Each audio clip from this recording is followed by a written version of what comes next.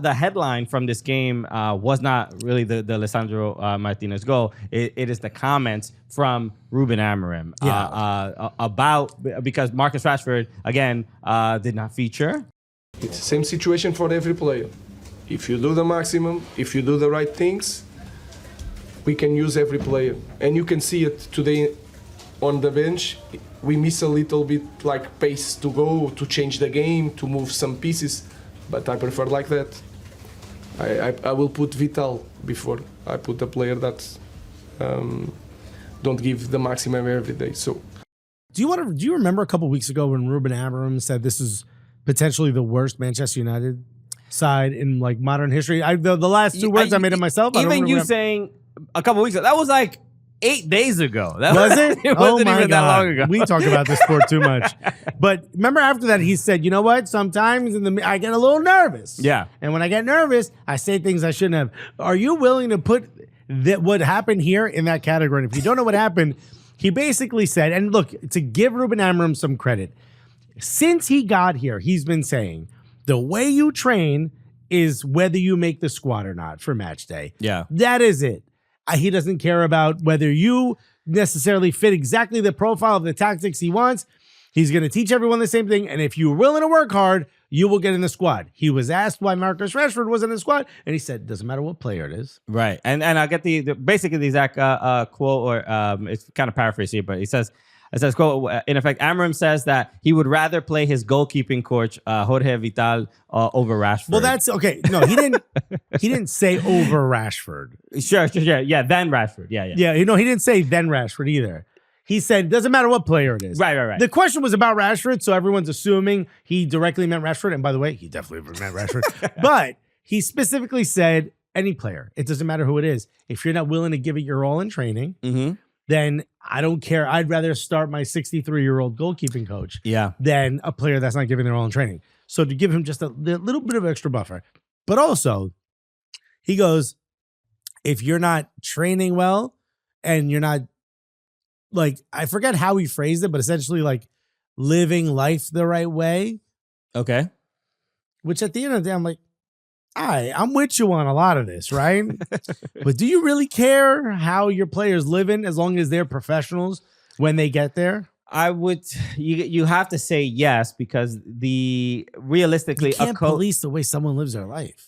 Yeah, but it's not about policing, but it is also. I mean, I've heard plenty of coaches talk about this, and I even think Sir Alex Ferguson mentions this as well about like. Yeah, so Alex Ferguson wanted you to be like married to a good girl. Yeah. So someone who wanted to stay home. So there is a little bit of that, of just like that's also going too far. Like, yo, you don't want me to? Why I can't have hoes? You know what I mean? You can. Are you stopping me from getting hoes? I can still do my job. And I know, get hoes. dude. Right? Yeah. I mean, Wayne Rooney proved that. So, I think it's look, we don't know the specifics of what he's sort of saying or what he's kind of implying, but in general, I think coaches are a little bit like these father figures and will have some sort of input on what they do at home and how they kind of live their lives, and just give them a little bit of direction on just like how to grow up to be a man. I think that's sort of fair within the boundaries of coaching, until it gets to the point where it's like absurd and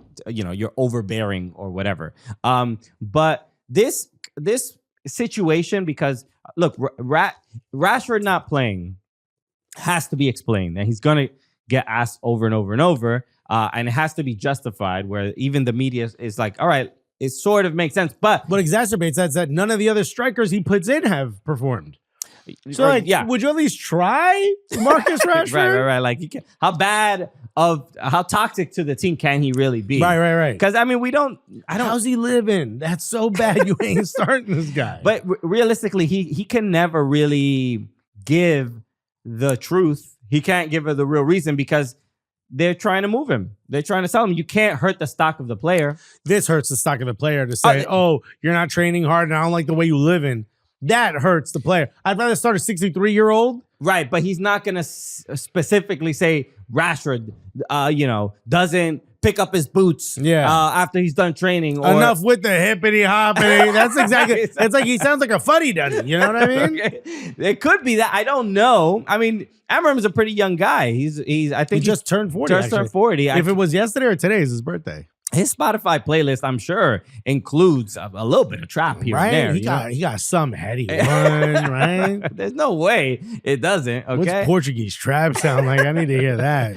So he got drill. He got some drill in there. Okay. So I can't imagine. I guess he's clearly a very strict guy, but for Rashford to be in this situation, and it's not really like Rashford not being a part of the team has not really made the team better. There's not. I don't know how you can justify it for this long. I mean, yeah, I guess you can make that point, but you're not wrong. But I kind of want to see if you're going to see Ruben Amorim's system flourish over the last 6 months of this league, or this season, I should say. You want to see Marcus Rashford get a chance at that. The reason he's not getting played, we all assumed, is, well, he's probably got in conversation with another club. Mm-hmm. They don't want to ruin that opportunity for themselves and for the players, so they're just not going to play him. Well, we got a couple days left before this transfer window closes. Yeah. What is it, February 3rd? We don't have that much time. So we haven't heard any rumors. There's no leaks. Usually, like, there'd be, the agents would leak a couple. Hey, we've had some conversation. There's none of that. So it looks like he's not going to move. Are you just not going to play this guy for 6 months? 27 years old, his peak. And then he's going to, I guess, move on a free or move in the summer when his value is going to be so diminished because you didn't play him. But this isn't his last year of his contract. No. I was thinking it was, but it isn't. No, it's not. They have to move him. They have to at least a loan or. Yeah, but then you've diminished his value down to nothing. Play the guy. Look, do I think this is the best way for Amorim to handle these Rashford questions? I don't necessarily think so, but he's holding his ground. He's like, hey, look, he's not doing something that I need him to do. And he is not being specific about what that is. He's just simply saying in training and blah, blah, blah, to give all the effort. And, if we try to read between the lines, it's like there's probably some relationship that is just severed. And there's, Rashford had an opportunity to make a good impression when the new manager got there. He did not do that. And he has not been able to win him over. Yeah. And the rumor is that he just kind of doesn't do training. You know what I mean? He's just kind of takes it easy. He's pretty lazy, which is fine. And to some degree, he's not fine. No. I mean, it's fine if that's how you want to be. If that's how you want to be, but then you're going to lose opportunities. And to some degree, I agree with Ruben Amorim. I told you what I wanted. I told you what I needed to see from you. Yeah. If you're not getting in the team sheet, then it's that. I just don't understand where all the conversation argument comes from. Well, the guy's not doing it in training. He's not doing training. Will other teams take him? I'm an Arsenal fan. I don't want somebody who's going to walk in and not be part of the team, not work as hard. At the same time, I'm like, I'd give Marcus Rashford a try. I mean, with all the injuries, with everything going on, like plenty of teams would give him a real shot. We've seen what he's capable of. In my head, he's still a 25-plus goal scorer. I know. You know what I mean? All right. We're all a little bit delulu. All right. Yeah. There's a lot going on in his head, but that's one of the things that's in there. So no. Yeah. So do you think you went too far? With his statements? Yeah. No, I don't think he went too far. I just think it's like a stalemate. It's a tough kind of scenario to be in. It's a what you call it? Like, yeah, I don't know. I think what I just said before. Like, Rashford had the opportunity to do. Look, Garnacho also got benched. And he's playing now. Yeah, but there's rumors of him moving for $60 million to Napoli. Right, but at least he did whatever Amorim asked of him. Like, yeah. But Rashford hasn't been able to do that. I don't know if it's similar to the scenario with Sancho, where like he didn't want to forgive Eric Ten Hag or whatever. But at least Sancho came out and said, like, they're lying to you and I'll give you my point of view. We haven't heard anything from Rashford. Yeah, Rashford's not that kind of guy. And he said in that statement that he put out that he's not going to say anything negative about Manchester United. So it is what it is. I'm hoping he moves. I just want to see Rashford play somewhere. I mean, I heard the rumors of Dortmund, AC Milan, whatever. Just seeing Rashford play football again, just will make me he's too good to sit on the happy. bench. Yeah, I would love to see that.